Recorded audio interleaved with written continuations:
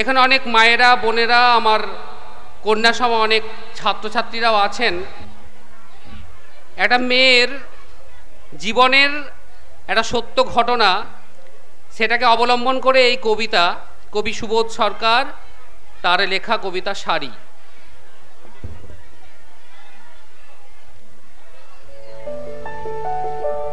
বিয়েতে 51টা শাড়ি পেয়েছিল মেয়েটা, অষ্টমঙ্গলায় ফিরে এসে আরো 6টা।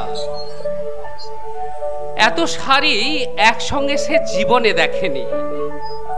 আলমারির প্রথম থাকে রাখলো সব নীল শাড়িদের।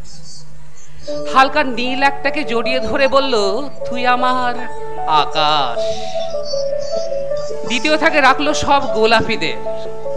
একটা গোলাপিকে জড়িয়ে ধরে বলল, তোর নাম অভিমান। তৃতীয় থাকে 3টি ময়ূর, যেন 3 দিক থেকে ছুটে আসা সুখ। তেজপাতা রং যে শাড়িটার, তার নাম দিল বিষাদ। সারা বছর সে শুধু শাড়ি উপহার পেল। এত শাড়ি কি করে সে এক জীবনে পরবে? কিন্তু বছর যেতে না যেতেই ঘটে গেল সেই ঘটনাটা। সন্ধ্যের মুখে মেয়েটি বেরিয়েছিল স্বামীর সাথে চাইনিজ খেতে। কাপড়ে মুখ বাঁধা 3টি ছেলে এসে দাঁড়ালো।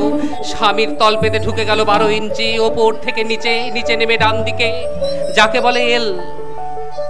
পড়ে রইল খাবার। চিলি ফিশ থেকে তখনও ধোঁয়া উঠছে।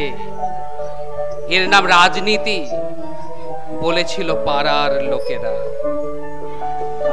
বিয়েতে 51টা শাড়ি পেয়েছিল মেয়েটা, অষ্টমঙ্গলায় ফিরে এসে আরো 6টা। একদিন দুপুরে শাশুড়ি যখন ঘুমিয়ে, সে তার সমস্ত শাড়ি বের করে 6 তলার বারান্দা থেকে উড়িয়ে দিল নিচের পৃথিবীতে। শাশুড়ি তাকে পরিয়ে দিয়েছে সাদা থান। 19 বছরের একটা মেয়ে, সে একা। কিন্তু সেই থানও খুলে দিল এক ঝটকায় পাড়ার মোড়ে 3 জন। একটা সদ্য নগ্ন বিধবা মেয়ে চিৎকার করছে আর ছুটছে, বাঁচাও বাঁচাও বাঁচাও।